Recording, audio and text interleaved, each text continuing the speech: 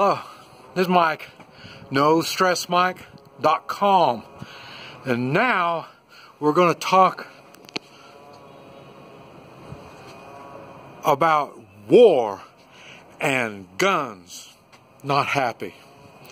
One thing that's kind of odd here in China is they got a lot of T-shirts with stuff written on them and stuff like that. And just about all of it is in English. So they don't really understand what they're wearing, what it says. And just about all of it is like that. Happy. Happy, peace, love, all kinds of cool things like that. But I say, they can't read it. They don't know what it says. But anyway, I thought that was kind of odd. But anyway, what I want to talk about is war and guns. And it still amazes me how many people really think, well, war, there's no reason for war, and there's no reason to have guns. I saw a thing. They had a guy, I guess in Florida, after that school shooting, they had a guy that had a 14-year-old daughter, and she's alive, she's well, and so, for example, what he did is he sold his, I guess they're having a buyback, and so he sold his guns to the police department, and this is for his example. He's showing an example, and in what he was talking about is by him disarming, it's given a good example to his daughter, and just something just in my mind, just like that. How he can come up with this is a good example. Your dad cannot defend you. That's the first thing. I mentioned it before, but I want to mention it again. My first wife of 41 years. When we got married, I started buying. Well, I was buying guns before we got married, and I had bought more guns. And she never got upset she never asked me why. I mean, just And finally, one time I asked her. I said, "Doesn't it bother you that I'm buying guns?" And then she told me this story. She's from Guatemala. She's Chinese from Guatemala. And when she was young, I would say probably probably about 6, 7 years old, because she had an older brother and a younger brother and younger sister. And they were all in the arms of her mother in the corner of the house.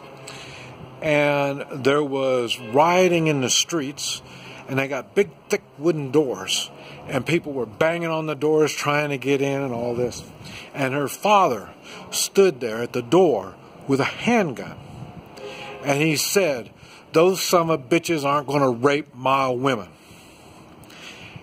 That stuck in my wife's mind. She knew the purpose of that firearm. And so then when I hear people start talking about crap like this guy in Florida, well, he's going to set an example. The example he set is he's a wuss. And it's far worse than that. And that's, I mean, not only he's a wuss, but now he's showing his children that they need to be wusses also. I mean, it's just beyond my imagination. Now, I understand people can't relate to war. So all they know, they sit back in their chair while they're filling their gut with good food, and they say, oh, those poor people. Well, like I say, I lived in Guatemala. I lived in Central America for 14 years. I would drive all over Central America, Mexico, even North America. And I'll tell you, war comes in all different shapes, sizes, and varieties. I've already said stories about when I've had them stop me with machetes, trying to rob me with machetes. I've had them stop me with single-shot rifles and shotguns. It's basic, firearms from 100 years ago. I've had advanced militaries stop me, either militaries of the country or the same militaries backed with American forces. What I'm saying is, when that time happens, you're out in the jungle or you're in the desert or wherever it is that you're at when you're stopped, and they're going to make a decision. And that decision is going to determine if you're going to be in war or not. I've had rebels stop me, and they were at war. They stopped me, and they're stopping everybody, and they're looking for money to pay for their cause. So war doesn't necessarily mean it's your war. There's times you're going to get involved in other people's wars. And if you think wars aren't justified, that's because you've been sitting in that damn chair feeding your goddamn gut way too much. The reality is, there's war.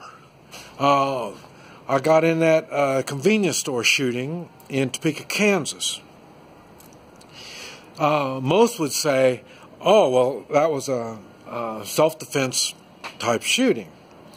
It may have been like that, but it was the first shots of a war. And that's because the street gang regrouped, and they sought to make war against me. So war comes in different sizes. Same thing, I've come across drug cartel.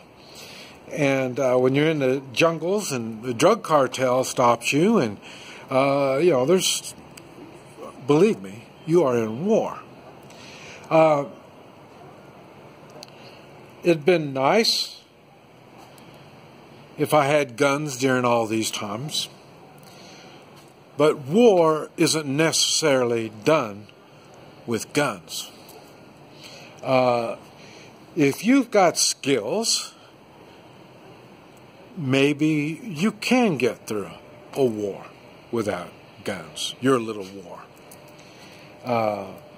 But not all wars are going to be that simple. I made a series on why do Americans kill? And it's funny because I was really on the ball on that. Because the ones that couldn't understand what I was saying, weren't true constitutional Americans. They had no idea what I was talking about. They could pick and choose some of the stuff that I was saying and get some meaning out of it.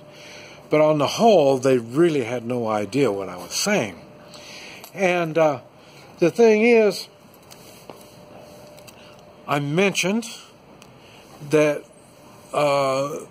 some wars, most wars, as a matter of fact, well,